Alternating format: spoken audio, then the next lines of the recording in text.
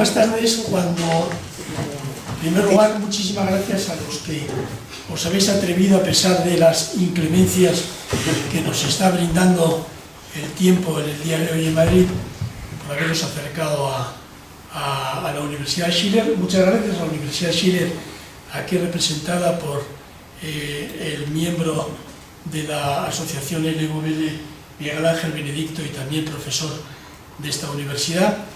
Y quería decir simplemente que cuando programamos este acto para hablar del proceso electoral que se va a producir en Estados Unidos, no se había producido la situación dramática del 7 de octubre con el ataque terrorista de Hamas sobre Israel, sobre ciudadanos israelíes.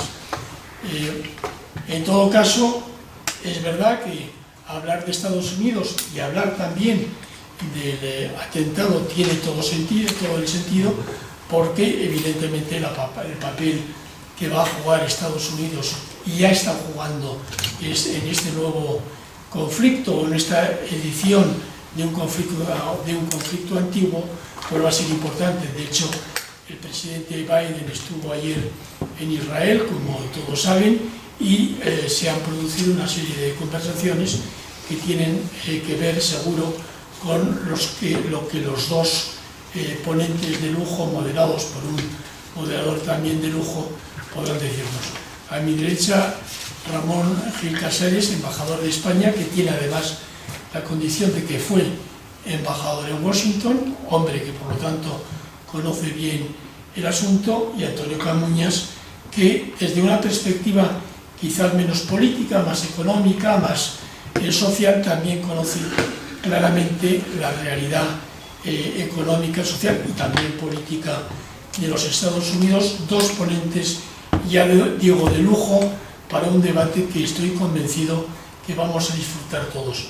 Como siempre es habitual en nuestros encuentros, después del debate se dará la palabra al público por si alguien quiere introducir alguna pregunta. Nada más, muchas gracias y adelante, Miguel Ángel. Pues nada, muchísimas gracias, Fernando, gracias en nombre de la Universidad Schiller, gracias al foro LVL por este tipo de eventos tan interesantes que organizáis y que luego, bueno, pueden todos ustedes visionar también en YouTube, porque se trata de, bueno, pues de que este tipo de eventos puedan darse. Bueno, tenemos aquí a dos ponentes de lujo, como decía Fernando, a Antonio Camuñas.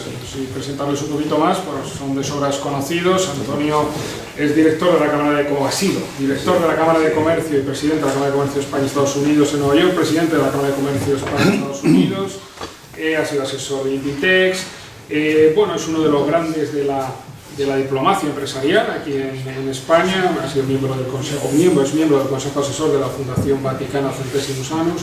Vamos, una persona que conoce perfectamente a los Estados Unidos desde muchos puntos de vista, político, empresarial, desde el punto de vista de la banca de inversión, etc.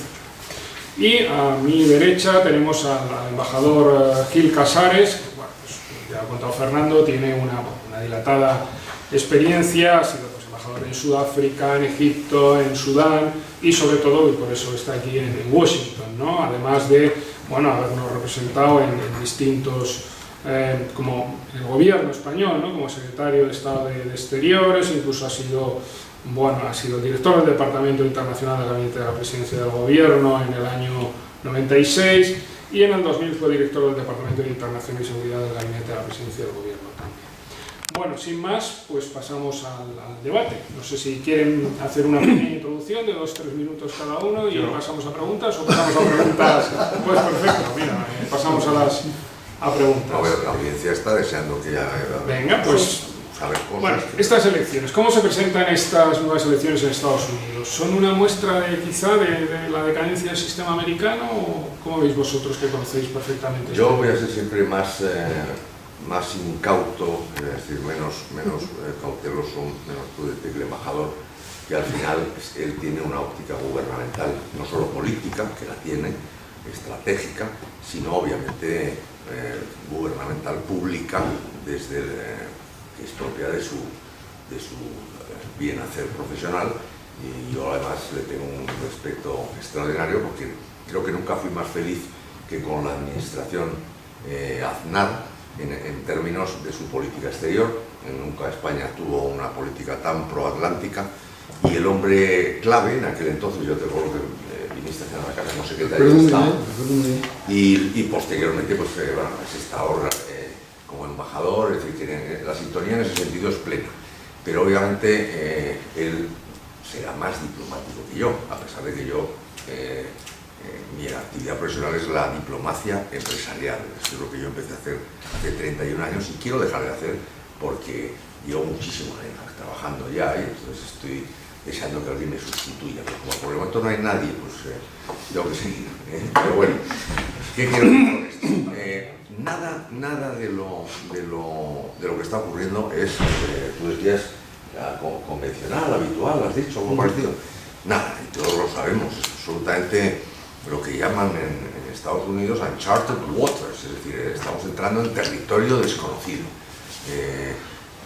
Ya desde hace mucho tiempo. Nadie previó que pudiera ganar Trump. Los que conocíamos bien Estados Unidos sí habíamos detectado que algo estaba ocurriendo en Estados Unidos. Yo llevo 40 años de experiencia en Estados Unidos, viviendo con domicilio allí o residencia allí desde hace 30 y tantos, y por lo tanto yo he visto una América diferente, una América que era el crisol, lo que se llamaba el melting pot de culturas. Todo el mundo llegaba, todo el mundo que abrazase, hiciera el Pledge of Alliance, que abrazase los valores americanos. Era un americano como el que más, viniera de Pakistán, de cualquier punto del globo, ¿no? De Asia, de África. Entonces, esa América se va descomponiendo poco a poco, a mi juicio, y de forma muy notable, con todo lo que es la política de identidades que comienza a conocerse como lo políticamente correcto. La affirmative action, es decir, las políticas de cuotas por razas. Eso, la izquierda, porque cae, a mi juicio, en la más absoluta de las desesperaciones y melancolías una vez que cae el muro de Berlín, porque ha quedado demostrado de forma palpable que la utopía socialista es falsa por completo, se queda sin discurso ninguno. Eso no es bueno, porque deja a la vez que se produce un fenómeno que nos favorece, como es el de la globalización momentáneamente, y sale a colación el fenómeno de Fukuyama con el fin de la historia. Eso, no tener contrapeso nunca es bueno para nadie. Nos viene a todos muy bien tener contrapeso. Y eso hace que para mí se agudicen los factores que, digamos, el capitalismo llevaba imbricado. Y el capitalismo no es el conservadurismo americano. El conservadurismo americano es un conservadurismo que está muy pegado al free market, es cierto, pero lo comentaba antes el embajador, pero asimismo está muy pegado a los valores cristianos, a la moral cristiana. Por eso el fenómeno Reagan es un fenómeno que no se ha vuelto a producir, que es la unión de toda la parte del free market economy, de la economía libre, lo que conocemos aquí como liberales o ultraliberales, porque cuando crees en algo eres ultra, da igual lo que creas, ¿no? Menos ultraizquierdista, eres todo. Cualquier cosa que seas, eres un ultracatólico, un ultra conservador, en fin. Todo esto nada va a decir embajador, te voy a dejar todo el terreno fantástico para que como Atila. No, como Atila no, vas a poder reducirte a tu gusto.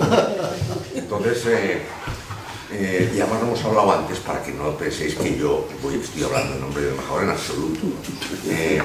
Bien, ¿qué ocurre entonces? Pues que los valores que encarnaba Reagan, ese punto de moral cristiana bueno, respeto a las escrituras, etc., se pierde, se focaliza todo en el capitalismo. Había habido una desregulación precisamente de Reagan, que fue los bancos de inversiones, o crea unos gigantes que no existían, Goldman Sachs, Lehman Brothers, todos estos son frutos de una desregulación de la administración Reagan.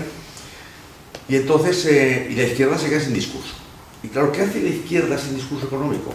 Pues adoptar rápidamente un discurso que le era más propicio, que era un discurso que se focalizaba en las identidades, es buscar los elementos de discriminación que hicieran a la gente sentirse, bueno, pues víctimas, en definitiva. Es una victimización progresiva de la sociedad, que empezó por una parte y luego empieza a tomar cuerpo con el feminismo de forma acrecentada, posteriormente con la moral sexual como tal, es decir, todo lo que es las identidades sexuales, y entonces empieza a generar una grieta y una sima de diferencia entre la población americana muy grande, porque las élites de las dos costas, la oeste y la este, que es donde se concentra el 80% del bagaje intelectual de Estados Unidos, notabilísimamente el mundo académico y los medios de comunicación, pues básicamente son liberales en el sentido americano, son izquierdistas, son progresistas, ya unos muy progresistas, porque Estados Unidos ha evolucionado hacia un progresismo socialista y en muchos casos marxista, como es el caso de Bernie Sanders, que nada más y nada menos que representa el 40% del Partido Demócrata en este momento, o al menos lo representaban las últimas elecciones. Hacen un tongo de primer orden el Partido Demócrata, por eso le chillan a Hillary en la convención demócrata. Hay un constante abucheo a Hillary porque la representación que se le quiere dar a Hillary realmente no la tiene. Es decir, Hillary era el mejor enemigo que podía encontrar Donald Trump, porque era odiada por la derecha y por la propia izquierda. Y cuando digo odiada, hablo para este público masivo. Quizá habría que decir, no gozaba de las simpatías de la mayoría de los... no, era una mujer detestada. Con lo cual, una mujer detestada, muchísimo demócrata optó por no votar. Y eso es lo que produce que un personaje como Donald Trump, que sí representaba, primero era una celebridad, lo cual en Estados Unidos, un continente, al fin y al cabo, no es obvio que te conozca todo el país, ni muchísimo menos. La prueba está que las primarias tienes que darte a conocer durante año y pico para que la gente sepa que ya te tienes que hacer senador, pues si no es que no sales en los periódicos.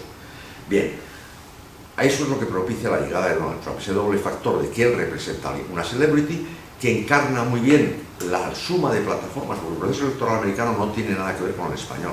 Vamos, con el español, con el europeo continental, digamos. Es un proceso, y buena parte pues, de otras partes del mundo, incluyendo China, que tiene distinto también. O sea, son procesos electorales distintos.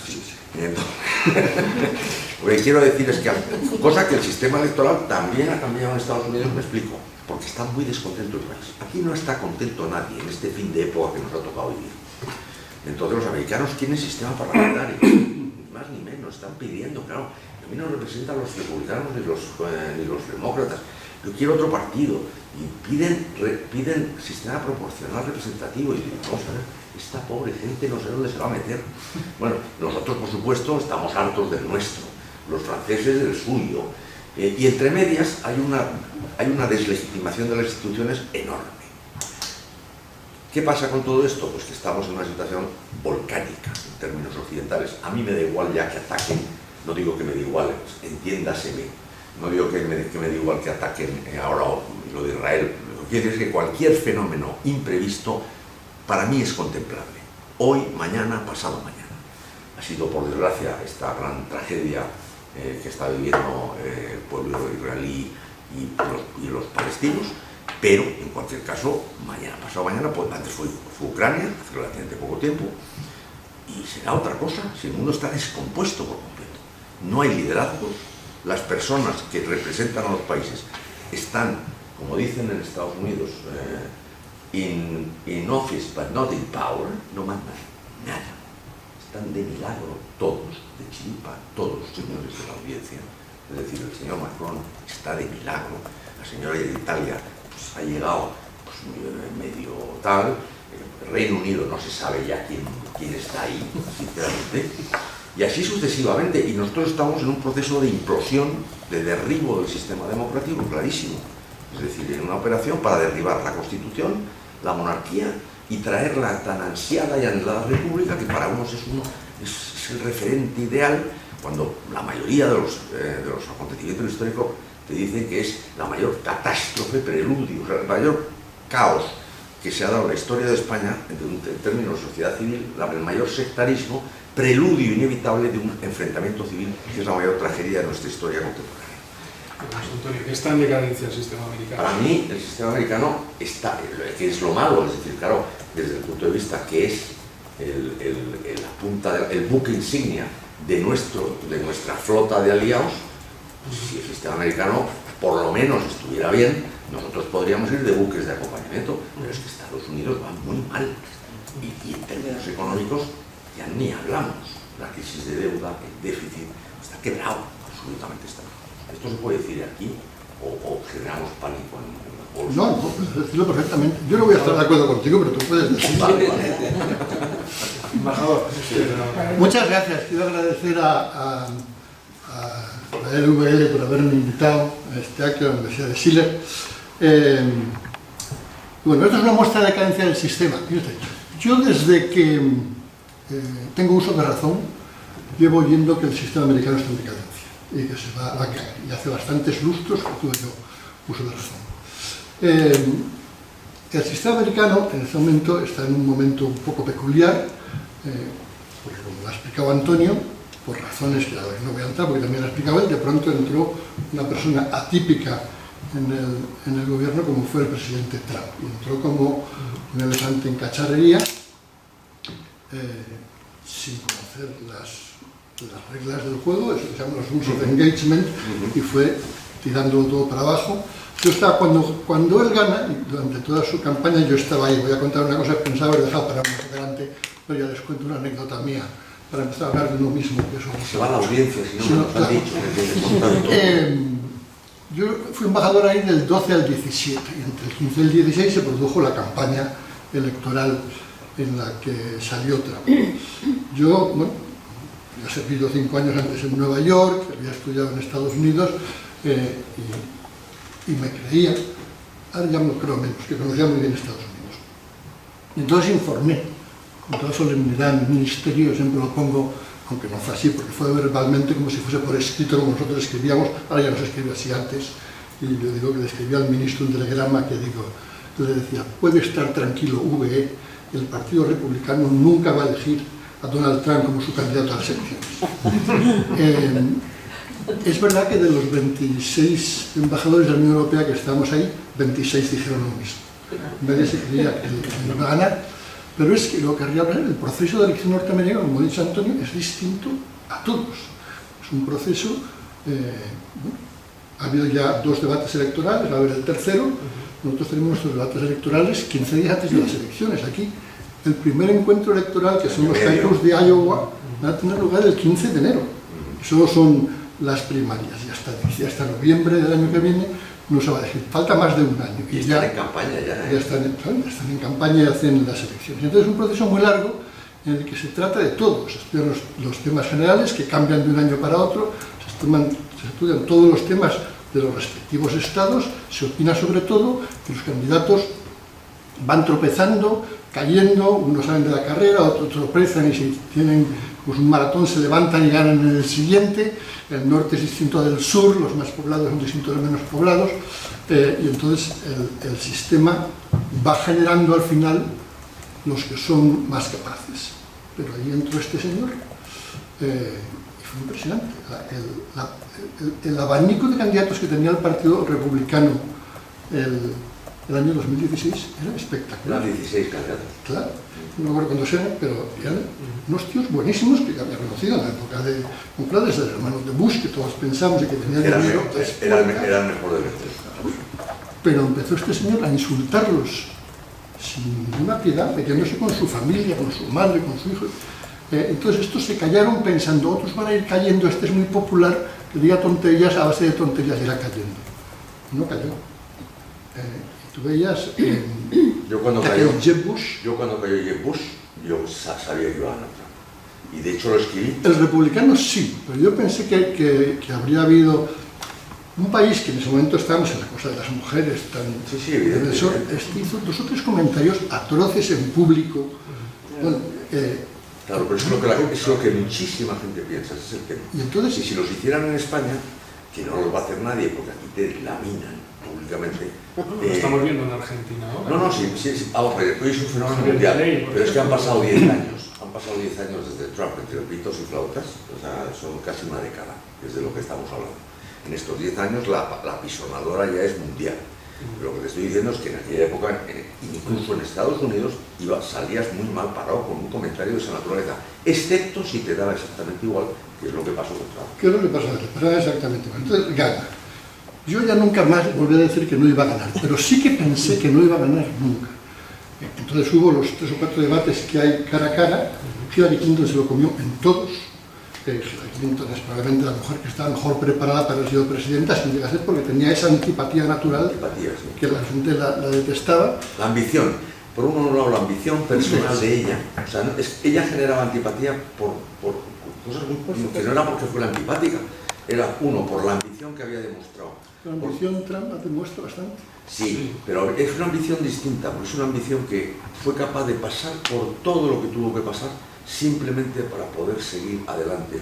Es decir, eso es lo que detectó buena parte de la gente, que ella no es que quisiera a su marido, ella es que quería ser ella, y entonces le dio exactamente igual. Eso es el primer fenómeno. El segundo es que se va a Nueva York para ser senadora y no ser una junior senator que necesitaba 2 mandatos.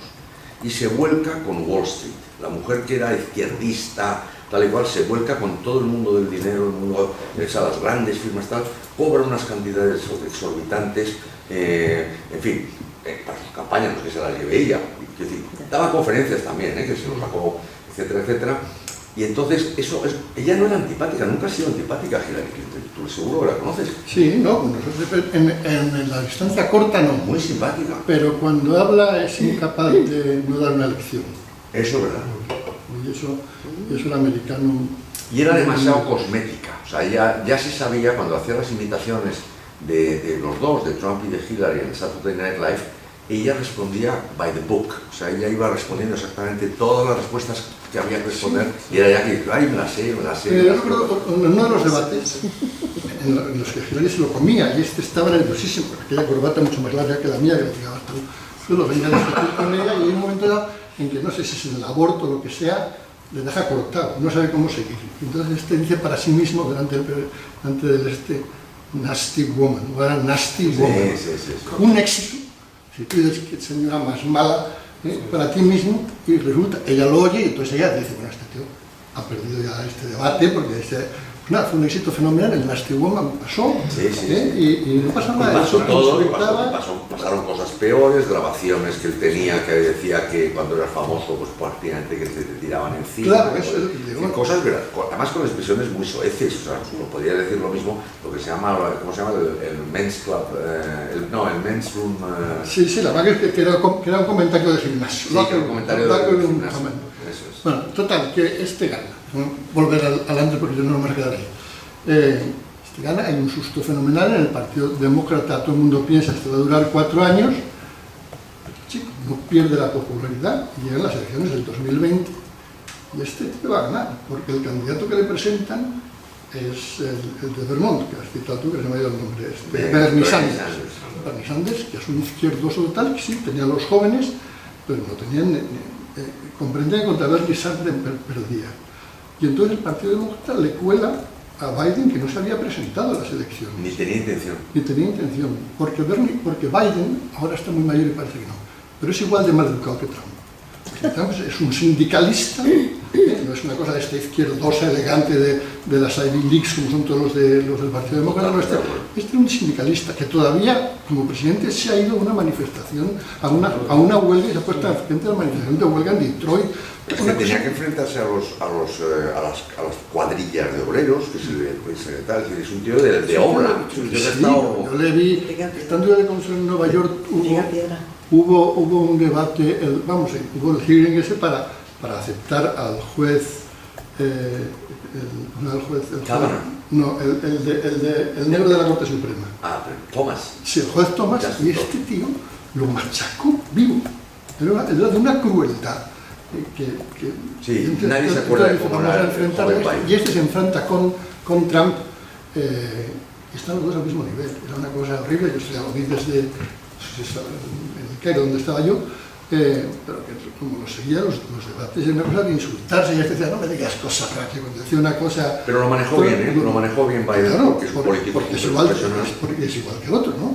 Y entonces acaba ganando los dos, porque tanto el partido republicano, que se ha ido a lo de la clase media, en fin, ha violado un poco toda la tradición del pensamiento republicano, como el demócrata, que se ha ido a centrar en esos temas, pescan en el mismo sitio, no tienen otro tema de donde ganar. ¿Y por qué no hay alternativas a estas dos, digamos, figuras ya un poco gerontocráticas, ¿no? Sobre todo Biden, ¿no? Déjame hacer que quería acabar yo con un supuesto para que lo pensemos. Imaginemos que a Trump, que espero que sea así, en una de las 4 causas que tiene abierto ante los tribunales, le condenan a no poder presentarse en una de ellas. Es decir, le pueden meter en la cárcel si se decide es que puede estar, cuidado, puede estar en la cárcel y presentarse. Es que la jugada de Trump es bueno, pero puede que el partido republicano no le presente.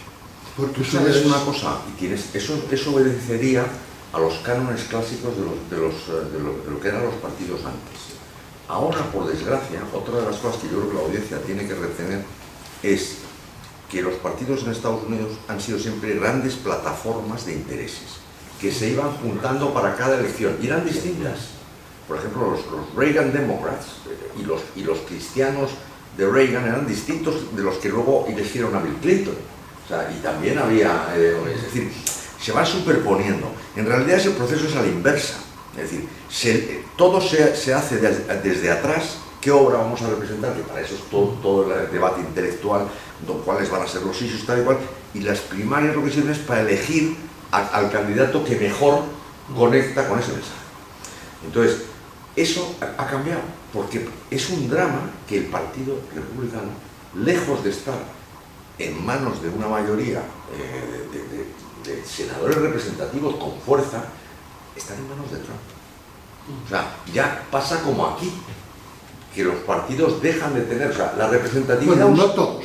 Acabamos de ver que ahora no ha salido el speaker de la casa. Pero vamos a ver, es que estamos hablando de algo muy complicado ya, ¿no? Pero estamos viendo cómo se ha cargado en las midterms. Trump ha sido capaz de cargarse a candidatos súper válidos, para luego que no salieran los suyos. O sea, porque las primarias, las midterms de noviembre del año pasado son un fracaso para Trump. O sea, saca muy pocos, o sea, pero él se carga en el camino porque él tiene el poder. O sea, él si te dice, este es mi candidato, tiene la bendición de Trump. Y como te ponga la prueba, y antes eso no era así. Para todo el mundo, en las primarias votan los que están inscritos como miembros de un partido. Eso es. Pues pasó el Partido Socialista con el presidente Sánchez. Exacto. Entonces, Trump elige al más extremista de ellos, que efectivamente gana, porque ni siquiera todos los republicanos están inscritos, solo votan los inscritos, y sale ese candidato. Cuando se presenta a ganar la silla por la que están peleando con los demócratas, les ganan los demócratas siempre, porque nadie quiere un tío tan exagerado, o la mayor parte no quiere un tío tan exagerado. Pero mi hipótesis era la siguiente: supongamos que, por lo que sea, que metan un tío que está en la cárcel, es un poco raro que lo metan, llega un momento dado, por vergüenza torera, los republicanos dicen, para poner una que a mí me gusta mucho, nada de esto, Nikki Haley. Y de pronto se encuentran los demócratas con que ellos han dicho que van a respaldar a Biden y se tienen que enfrentar a Nikki Haley.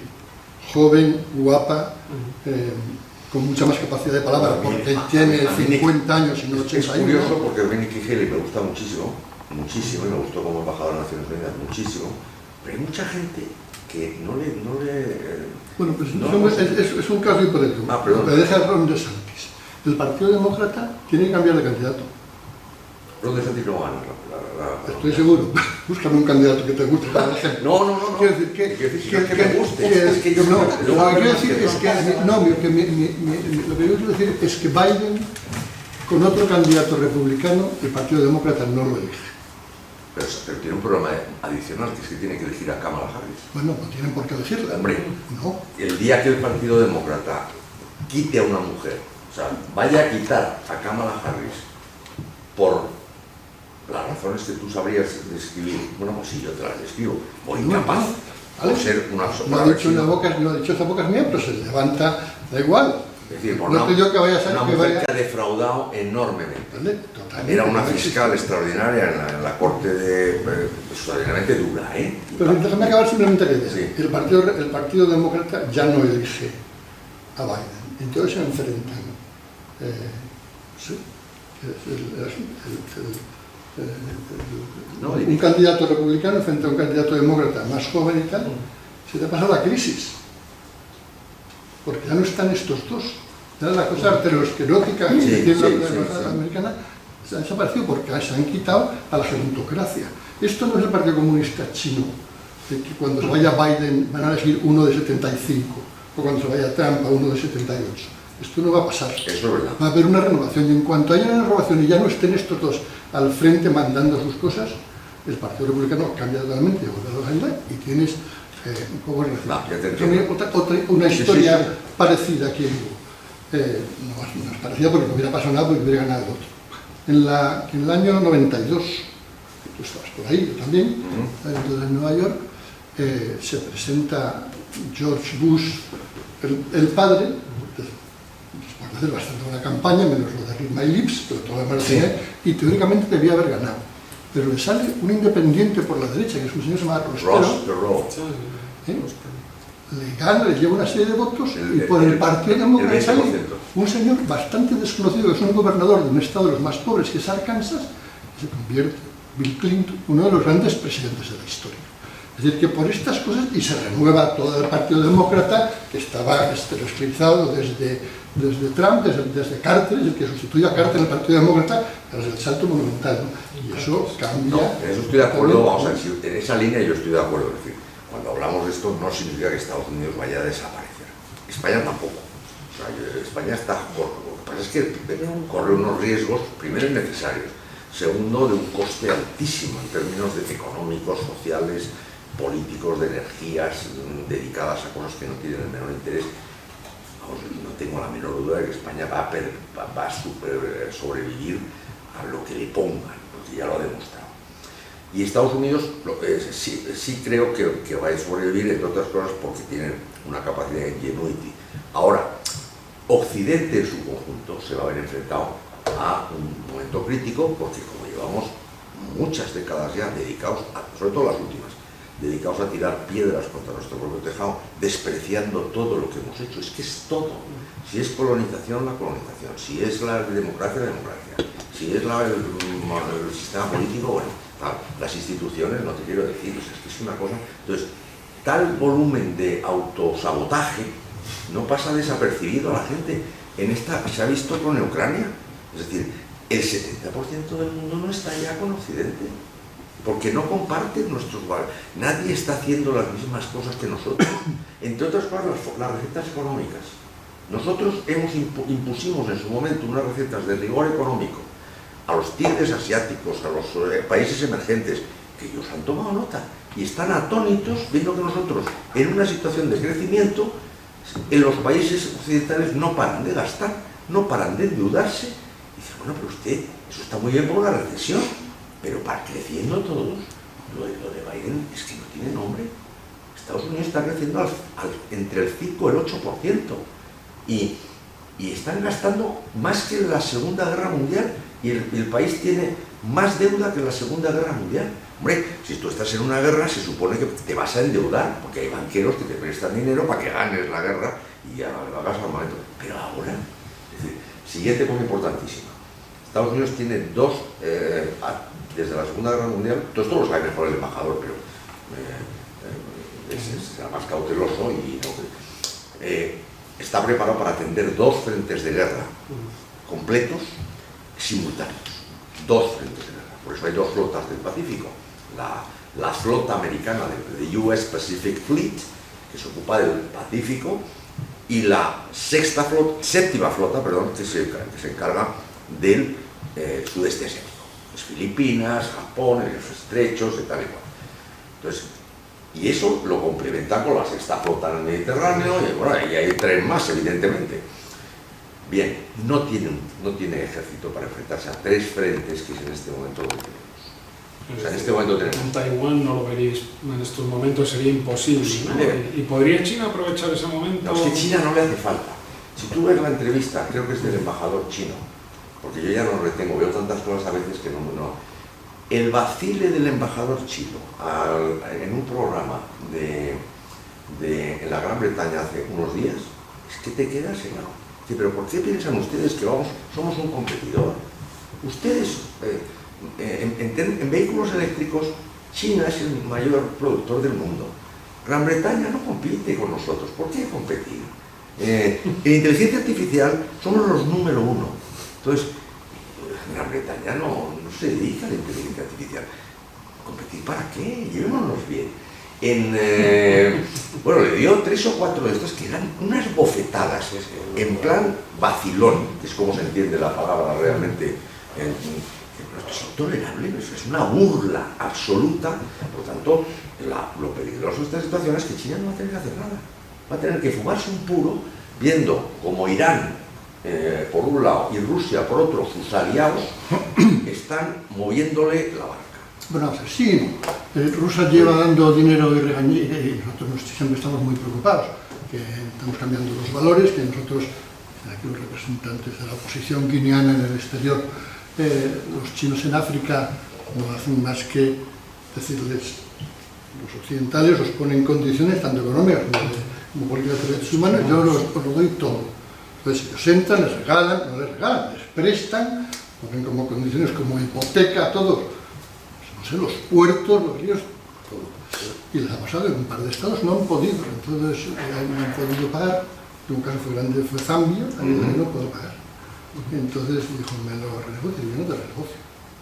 Entonces estos tíos han tenido que tragar y entonces empieza a correr una cierta antipatía a China puede encontrarse con que los africanos no le pagan y se traga la deuda. No solo eso, yo creo que vamos a ver, la libertad, cualquier solución, cualquier dilema humano que uno tenga, hay que resolverlo en términos de libertad o ¿cuál es la tesis de la libertad? Porque o sea, la idea contraria a la libertad, porque puede ser unas cuantas. La tiranía, la opresión, en fin, pero bueno, por centrar un poco. Bien, la libertad es siempre la solución, porque es lo que nos da Dios. Es decir, Dios da al hombre libertad para elegir. Y además no te exige que cumplas, tú cumples voluntariamente. En fin, eso es otro terreno.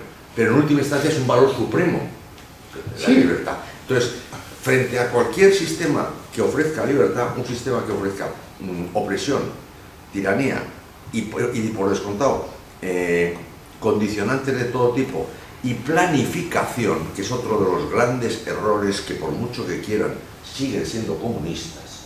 Entonces, toda la ruta de la seda, de los puertos y tal, cosas que ellos planifican a 20 y 30 años, y usted en 20 o 30 años, igual que nosotros no sabemos nada de lo que va a pasar con el clima dentro de 30 años, a pesar de que pretendamos saberlo, ellos no saben si los puertos van a ser útiles para nada.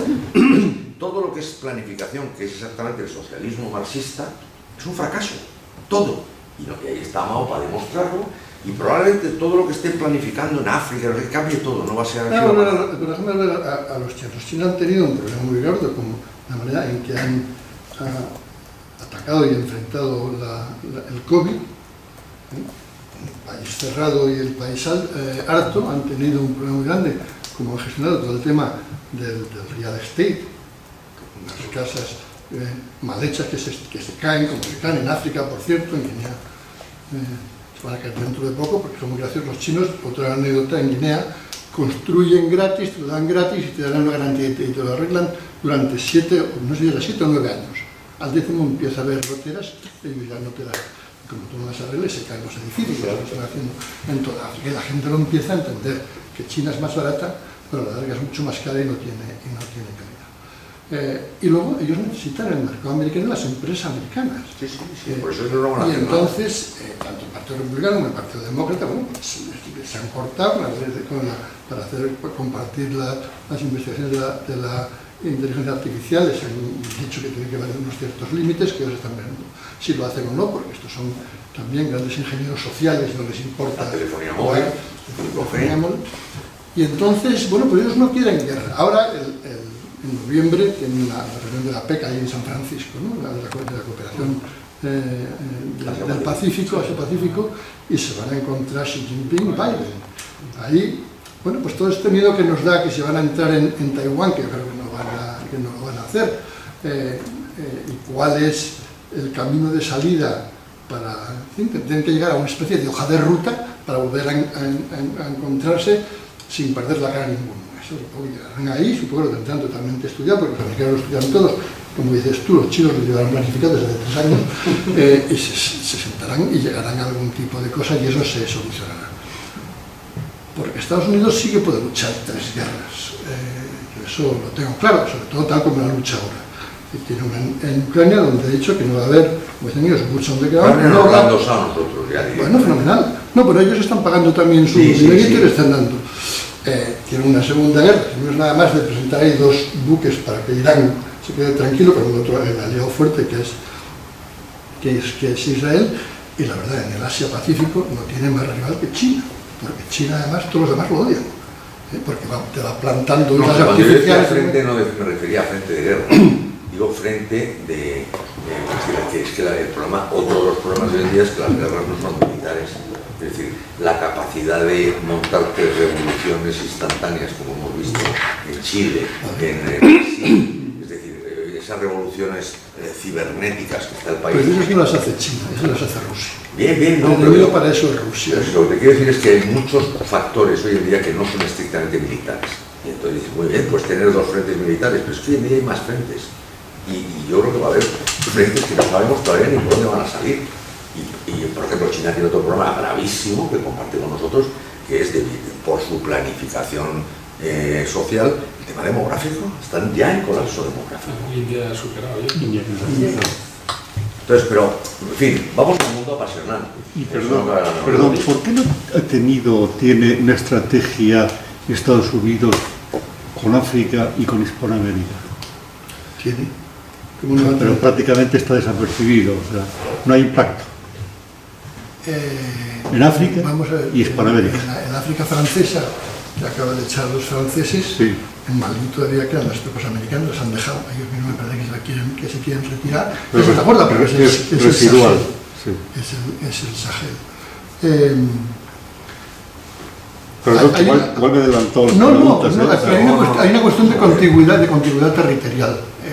Ha vuelto el público, lo estoy viendo yo. Nosotros, Sí, está volviendo. yo hablo Gracias a tu pregunta. mucho con don Amargó en Gonga sobre Guinea Ecuatorial, un país donde yo serví 2 veces en mi carrera, y que es la antigua colonia nuestra, que nosotros estudiamos como Fernando Po y Río Mune, recordarán algunos de ustedes, tú no, porque eres muy joven. Fernando Po, no lo recuerdo muy bien, no me Macías tampoco. Pero... Bueno, y entonces, ¿qué es lo que ocurre? Que en realidad los americanos no les importa porque no les crean un problema de inseguridad internacional. Es decir, en este momento se están matando. Me voy a desahogar y decir una cosa que a lo mejor no es políticamente correcta. Dilo pero la voy a decir. para compensar. Pero la voy a decir. Están luchando en Sudán 2 facciones del mismo ejército, una facción de un ejército que se quedó con la parte esa de Darfur, formado por un grupo de señores que en su día se llamaban los Janjaweed, que se dedicaban a violar señoras en Darfur para quedarse con él, porque esas no eran árabes, sino negroafricanas. Y en esa pelea que hay ahora, estos con nosotros, los israelíes, porque el líder de los Janjaweed ha dicho que los va a reconocer, lo están financiando.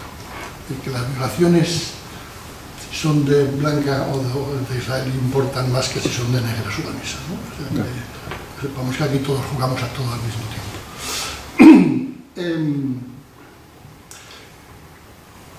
En África los americanos están jugando a los grandes números y luego, como toda gran potencia, tienen aliados, desde que Trump dijo en su día que la OTAN era una inutilidad, pero luego se dio cuenta de que tenía cierta utilidad, porque ellos, las grandes potencias tienen intereses globales, pero no pueden atenderlos a todos. Entonces, bueno, naturalmente cuando es Israel van como un solo hombre, pero si tienen un problema que vaya a pasar en un aliado suyo relativamente importante, que no sé cuál puede ser África subsahariana. Bueno, el aliado realmente solo está Marruecos, ¿no? Bueno, eso no es subsahariano puramente. No, ya, tampoco, quiero decir, pero en Senegal, que me gustaría que tuviese, porque sería al principio, ¿no? Pues llamaría Francia, nos llamaría a nosotros. Entonces tiene aliados, y la importancia del aliado de las gran potencias en la medida en que tú actúas para beneficio de toda la alianza, Claro. sirviendo donde ellos no pueden dedicar, porque tampoco hay, lo que sí que no tienen es para mandar tropas a los 180 países somos 200 de la comunidad internacional, pero tienen un mando que está, por desgracia, en Alemania y no en España, que se llama el AFRICOM, y están estudiando todo lo que pasa. Tienen un montón de militares dedicados a observar los movimientos terroristas en el Sahel, los que se van desarrollando por el sur de África, que se han llegado hasta Mozambique, una cosa tremenda, y luego ver ese gran vacío que es el Congo, que puede pasar. Ellos están perfectamente instalados y no actúan más que en el momento... Pues fíjate que yo pensé que el Africom se veía en Italia. No, el Africom está en Stuttgart, siempre.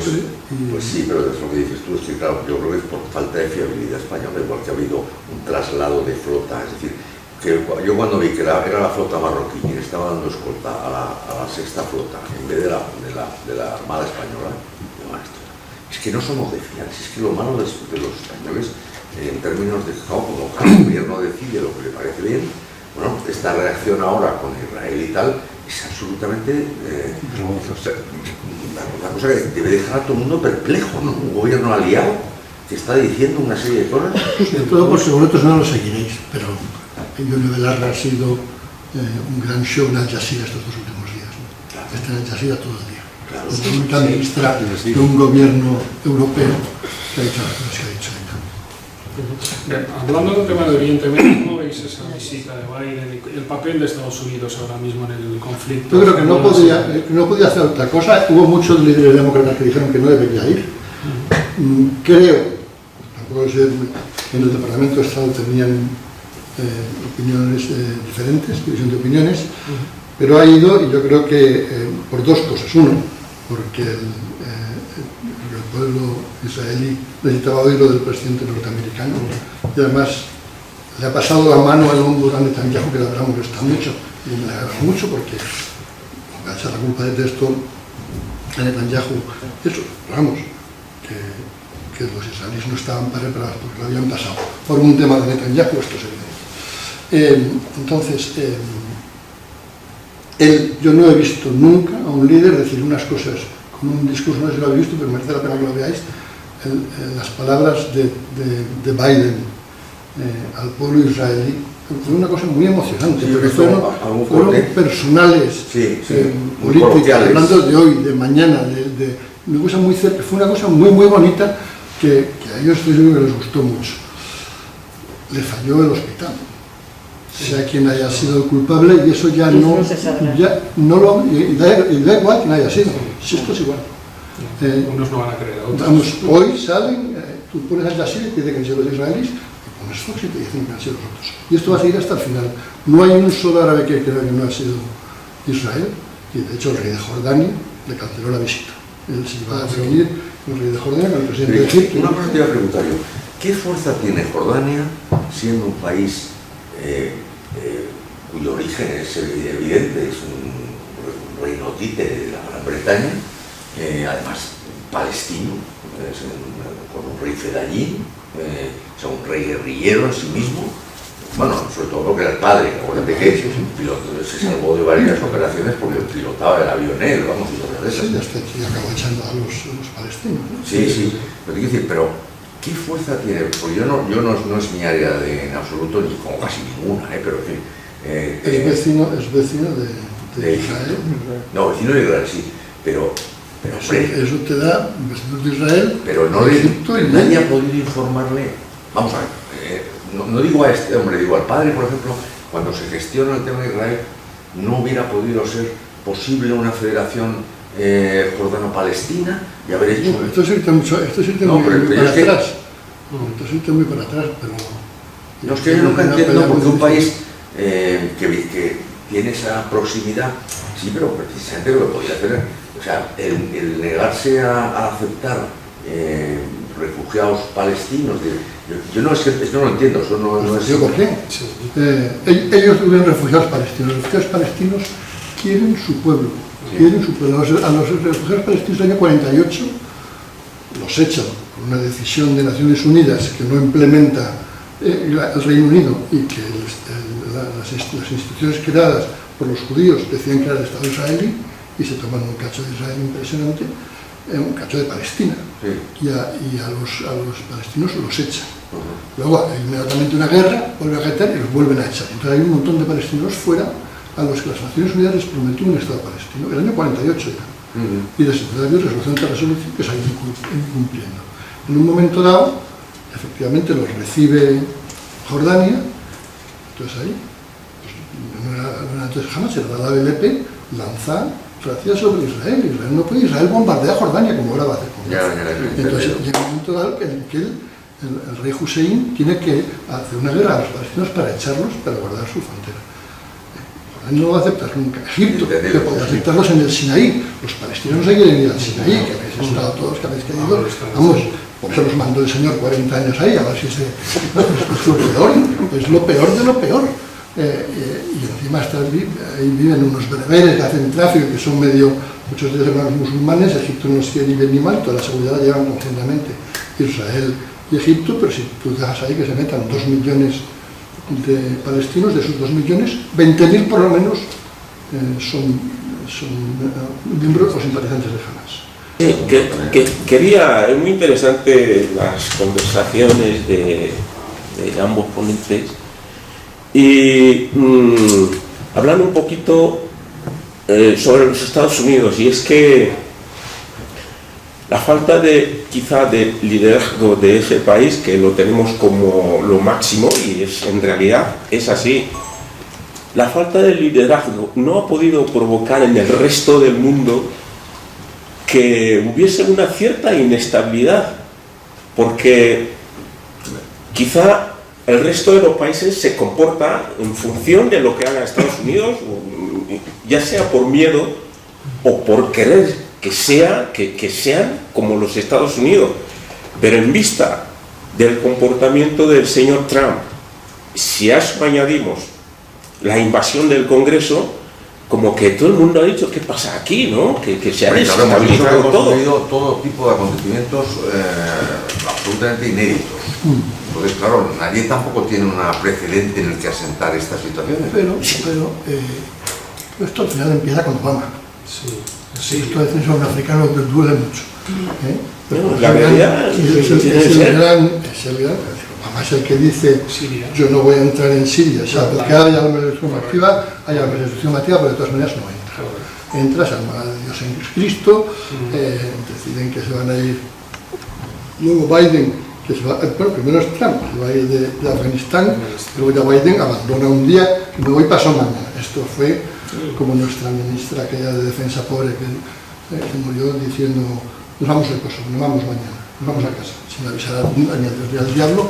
En Kosovo había mucha más gente, en Afganistán se tuvieron que ir todos y ha pasado lo que ha pasado, ¿no? Hay una niña estudiando, no ha pasado nada, y nosotros que luchamos por eso, pues hemos perdido la batalla. En Afganistán se ha perdido la batalla porque no han querido meterse. Sí, hombre, no, vamos a ver, desde las Torres Gemelas, qué duda cabe que Estados Unidos entra en una situación de trauma colectivo, que además es un país que vive en buena parte en el escenario, es un país que vive de sus propias imágenes, es un país que está, en Nueva York desde luego, está on stage, y todo es una gran representación. Entonces cuando un país que está on stage se le cae el escenario, el telón, se hunde el suelo, y que la obra es una calamidad, pues entraron, yo recuerdo perfectamente aquello, tú también, una depresión colectiva que duró entre 3 y 5 años. Yo, la verdad es que decía, iba menos a Nueva York, porque estaba todo el mundo hundido. No contemplaban, yo creo que todo el mundo puede pasar ellos estaban ya acostumbrados a un statu quo, un país modernísimo, inteligencia artificial, ¿cómo se llaman estas cosas nuevas? Startups. Sí, no, startups, pero sí, pero esto que ahora se dice mucho, no me acuerdo. Sí, no, sí, chips y cosas de estas y todas estas cosas, en fin, muy próspero, con una clase media fantástica, ganando dinero, no sé qué, no sé cuántos, y luego pues una zona más conflictiva, pero como nosotros hemos tenido la ETA, entonces nadie paraba a España porque tú no tuvieras la ETA. Ahora la ETA te podía organizar pues una masacre un día. Entonces lo que pasa es que esto ha sido muchos años. Y ellos además ese frente, según tengo entendido, lo tenían muy poco atendido en términos militares, de personal militar, todo automatizado. Las máquinas fallan, no es lo mismo unas cámaras que de pronto las dejas ciegas, que hay alguna gente ahí, unos prismáticos, pero como no hay en día nadie que quiera estar por los prismáticos, yo lo dije en la crisis del 2008 y lo repito, está la gente haciendo TikTok. Antonio, y una sociedad muy dividida también, con el tema Bueno, sí, institucional, eso también, con que duda los cabe, reservistas totalmente. diciendo que no quiere ir al Pero frente. la seguridad era tal, déjame decir una cosa, porque te refleja, que nos hemos oído del 48 que tú has sacado. No me acuerdo cuál había sido uno de los que había hecho una encuesta, que era lo que más le preocupaba a los israelíes, y el tema de los palestinos no estaba entre los primeros. Ya estaban acostumbrados a que estaban ahí, era sobre todo en Cisjordania, la culpa la tenían, que deberían haberles dejado, también decían ellos, los fundamentalistas con los asentamientos. Y era una cosa muy molesta, estaban ahí, pero en fin, ellos ya estaban acostumbrados a eso y estaban mucho más preocupados, pues los gays del orgullo, porque es el único país que tienen... Esto lo tengo que decir, perdón. El otro día en la Plaza Mayor, en la Puerta del Sol, hubo una manifestación contra Israel y un montón de tíos llevando la quefilla y la bandera del arco iris. Si el único país que admite a los gays y que tiene el desfile del orgullo gay más grande después del de Madrid es Tel Aviv. Y te cogen, nos deja más con esa bandera y te la tragas, ¿no? Para ser simpático. No, pero si es que son, vamos a ver, y lo que les ha pasado, el drama que les ha pasado es que todos los que vivían en el frente de Gaza eran los progres israelíes, los que decían que no pasaba nada, que se podía convivir. Eso todavía lo hace más paradójico, catastrófico. Claro, los han matado a gente que estaba pues en las escuelas, bueno, en este caso niños, pero profesores, en los comercios, en sus casas. Es una masacre de población. A 2 kilómetros, en un territorio que está vallado y donde en 20 kilómetros cuadrados viven 2 millones de personas. Porque salen unos tíos y trabajan para ti y dicen que simpáticos son estos. No te crees que estos niños que están ahí han vivido ahí de pequeño, a sus padres les echaron, a sus abuelos, ellos conocen eso perfectamente y están deseando quitártelo. Esto es así, hay un momento que ellos han perdido conciencia del riesgo. Sí. El embajador de la Liga Árabe lo comentaba esta mañana, que estaba aquí en Chile precisamente, y comentaba eso, que se han olvidado de nosotros, pero nosotros no nos hemos ido, estábamos ahí, ¿no? Es decir, es un problema que continúa. Y luego les ha pillado encima en Sabbat, y además en una fiesta de primerísimo orden, que no me sé con los nombres yo, porque yo no profeso. Una rave. Yom Kippur fue la anterior, fue hace 50 años. No, aniversario, la fiesta. La fiesta de Fostan, como es joven migrante, está pensando en el festival. Claro, yo estaba acá en la fiesta religiosa. Que no tiene cara importantísima, que no sé cómo se llama, es decir, es importantísima para ellos y para mí también, pero yo con cumplir con la mía tengo suficiente. Oye, a ver si me ha acabado la Coca-Cola, lo cual es síntoma evidente de que ha transcurrido una hora. Yo sin Coca-Cola no funciona. Es una cosa que... Bueno, pues por ir cerrando, bueno, no hemos hablado de Europa tampoco, ni de... No, digo, me refiero de Ucrania. Hombre, la pregunta es, ¿elecciones en el US with an impeached candidate? Pues sí, yo mantengo que va a haber un impeached candidate para los que estáis aquí presentes, que llenáis la sala, y para la audiencia millonaria que tenemos. Es decir, no, incluso desde prisión. Yo tengo esperanza de que no. Y puede ganar. Lo digo hoy. Esto puede ser, yo ya no voy a decir nunca más que Trump va a perder. Eso no digo por los escenarios que la gente puede imaginarse. Trump puede presentarse desde la cárcel. Puede ganar. Y al ganar se puede autoperdonarse. Excepto algunos delitos estatales que yo creo que es donde puede tener algunos problemas. Por ejemplo, el tema del Congreso habrá que dilucidarlo, aunque ayer ha ocurrido una cosa sorprendente.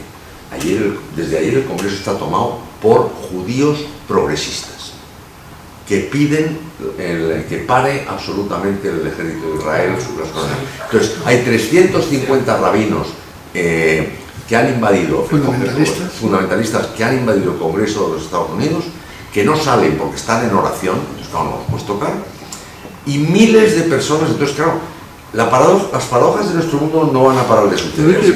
No sepa que se puede el fundamentalismo judío es que no reconocen el Estado de Israel porque no ha llegado el Mesías. Entonces ellos viven en Palestina, ellos no reconocen que viven en Israel. Israel no puede existir hasta que no llegue el Mesías y lo cree. Y hay un grupo de los que están ahí. Pero cuando llegue el Mesías nos va a llevar a todos con él. O sea que... Entonces ahí entenderemos la verdad. Yo creo que es muy interesante el asunto. Quería hacer una pregunta.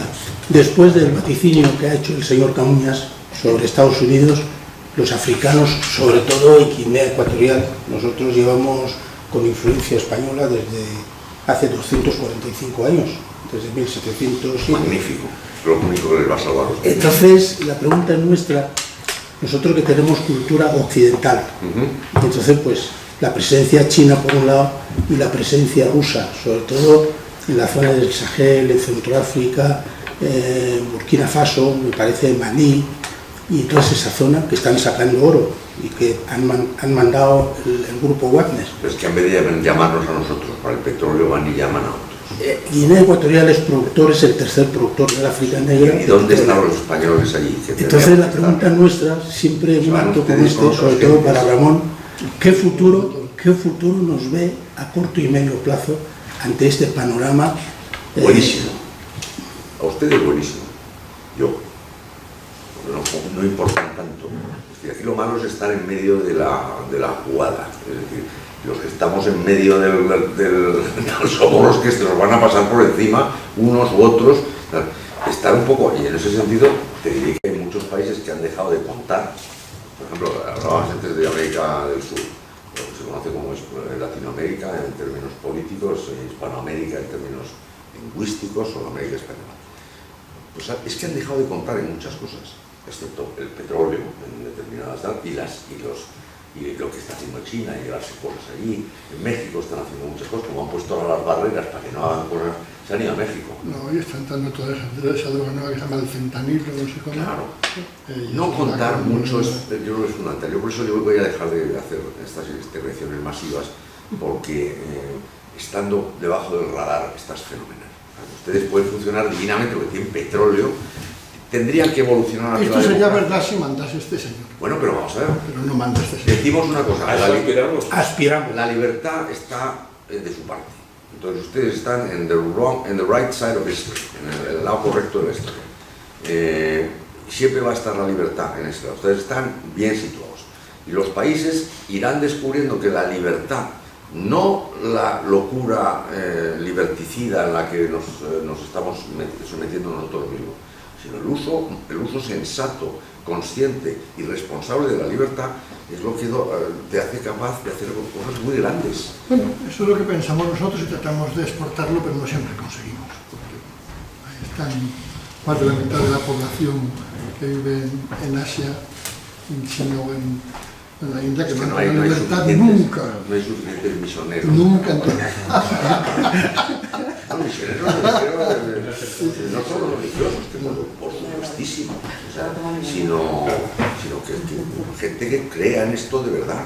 En Guinea había muchos. Desde 1845, la primera presencia de los claretianos. O sea, quiero romper una lanza por el futuro de Estados Unidos, una cosa que has dicho tú, que tienes toda razón en lo que está hablando. Yo creo que el problema es que Estados Unidos es un país se llamaba el cementerio de las lenguas, que acaso también el cementerio de las razas, donde se han peleado porque uno era blanco y otro negro, uno venía de Italia, o venía de Irlanda, o venía de Alemania, hablaba mejor o peor una cosa u otra, y se iban peleando, o era más agrícola o más industrialista, se han peleado todas las veces, y en todos los casos al final, la fuerza, bueno, pues lo hacen por adhesión, la adhesión al proyecto original de las 13 colonias y al melting pot que los ha absorbido, hace un espiral, se lo traga todo y aquellos empiezan a mezclarse unos con otros. De pronto lo que ha habido, y lo que está viendo en este momento, es esa renuncia a la propia persona, como dices tú, ¿no? Aquí no es que haya, lo tenemos nosotros un poco aquí, hay géneros distintos. Yo tengo un sobrino mío que acaba de empezar, y aquí no sé si lo hacéis, un máster en la Universidad de Washington, allá arriba en Seattle, y creo que la primera canción es apareció una señora que dice: me llamo Mary, soy mujer, considero de género femenino, y mi artículo es ella. Y eso lo hacen todos los profesores en cada una de las cosas, porque puede decir, pues soy hombre, pero en realidad soy gay, pues soy mujer, y a mí me tienes que llamar ello. No sé cómo es, porque no lo conozco y no quiero hacer, no estoy haciendo... Esto está pasando Y es así, y yo no sé si es bueno ni malo. Pero lo que es verdad es que, bueno, nosotros por una razón o por otra, no tanto, en nuestras familias y en familias de amigos, hemos visto que está apareciendo este fenómeno entre hermanos que al final la fuerza de atracción de la familia te lo acaba absorbiendo, ¿no? Tú lo traes al principio, pues como en todas las novelas, el padre que expulsa al hijo cuando le dice que es homosexual, luego lo acaba aceptando, no sé qué pasará cuando es trans y hay que hacer toda la operación, si le apoya o no. En la televisión española hay todo tipo de familias que aparecen en todos los programas, yo no las conozco tanto. Pero si la familia es capaz de asimilarlo, probablemente ese melting pot un poco cambiado también acabará asimilando. Y la fuerza que ha tenido este país, no creo que es porque además no tiene límites de ninguna manera para romperse. No puedes hacer, como quería Malcolm X, una república de negros, porque ni siquiera los negros están todos del mismo lado, tendrás que llevarlos para un lado, eso no va a pasar, ¿no? Y yo creo que al final va a tener la fuerza por la calidad de las raíces cristianas. Hombre, y el diseño del sistema político. El diseño del sistema político es prácticamente perfecto. O sea, la compensación de poderes americana es increíble. O sea, cómo está repartido el poder entre los condados, las alcaldías, los gobernadores, las propias legislaturas estatales. Tienen Senado y tienen Congreso. Es decir, solo tienen Congreso. Sí. Ah, bueno, yo creo que todos los estados son distintos. Algunos tienen otros. La administración se duplica, sí, del federal al estatal. Pero tiene siempre un contrapeso. De hecho, a Jeb Bush tiene que se presenta candidato. Yo estuve con él en París justo cuando le habían dejado, porque la Constitución de Florida no tenía límite al mandato del gobernador, y fue un magnífico gobernador de Florida. Entonces iba a presentarse al tercer mandato y como la asamblea era demócrata, y cambiaron la Constitución de Florida por mayoría diciendo que ponían el límite de 2 mandatos. Y entonces yo le cogí viajando con su mujer por Europa porque le habían dejado sin job. Entonces luego ya le dije, ¿te vas a presentar seguro? Y dije, no es seguro todavía, porque yo estoy en lo típico de los políticos, que te mienten más que ahora. Necesitaba dinero y lo consiguió, ¿no? Sí. Si os parece, para cerrar hay una pregunta aquí, que llevo un ratito esperando y cerramos. A mí, bueno, conclusiones tampoco saco a ninguna clara. Realmente lo que veo es que hay una crisis en la sociedad en general, de valores, o quizás no sé si los productores de esa crisis son los políticos o somos la propia sociedad civil, que nos hemos dejado manejar por ciertas tendencias, ¿no? Entonces, en vez de defender nuestros derechos, nos hemos como acomodado y nos hemos dejado dirigir, ¿no? Eso es como una reflexión, no sé si estáis de acuerdo conmigo. Esto es la libertad. La libertad se va extendiendo y de pronto cosas que son tabús. Si llegas un esclavo, tú cuando haces libre no te casas con un negro. Y luego llega un hispano y tú no te casas con un hispano, porque es de mal gusto. Esto no, los hispanos están para él, o con un italiano, que son muy ordinarios. Y todo eso se va admitiendo. Incluso llega un presidente negro de origen además keniano, desde que no viene de la esclavitud, sino... es muy interesante lo que has dicho, embajador. Como surge la libertad, de pronto, cosas que estaban tapadas, estaban en el armario, decimos nosotros, empiezan a salir. Y en la salida choca mucho. Pero hay un momento dado en que de pronto cogen fuerza y entonces quieren que sus valores sean superiores a los otros. Habrá un momento que eso se equiparará y dirán, oye, ¿no? No tengo por qué. Se podrá contestar a la pregunta. Hay un reportaje graciosísimo, lo habéis visto, de un señor que está hablando de este mundo woke y que da por las noticias diciendo ¿qué es una mujer? Y nadie se atreve a decir que es una mujer. Bueno, el martes que viene está el lunes que viene está Jordan Peterson aquí en Madrid, que es el gran adalid del anti-wokeismo y que ha sido expulsado de Canadá. Ha perdido su cátedra en Canadá y demás. Entonces, eso llega un momento que esto se equiparará y tú vas a decir, yo soy una mujer, yo era una mujer y ya no lo soy, yo quiero seguir siendo, pero en realidad, no sé, todo se convertirá en un lenguaje más común donde... No, pero hay una cosa que complementa la idea de libertad que para mí es muy importante retener, porque no he sacado ninguna conclusión. Yo te digo, como yo creo que he dado algunas pautas y el también. Otra otra que no he dado, pero que creo que es importantísima, tú has sacado el tema muy oportunamente, es el papel de las clases directivas. Yo creo que los países, la gente normal, la sociedad civil, con sobrevivir tiene bastante. Es decir, educar a tus hijos, sacar adelante, yo digo que no tengas intereses sociales, que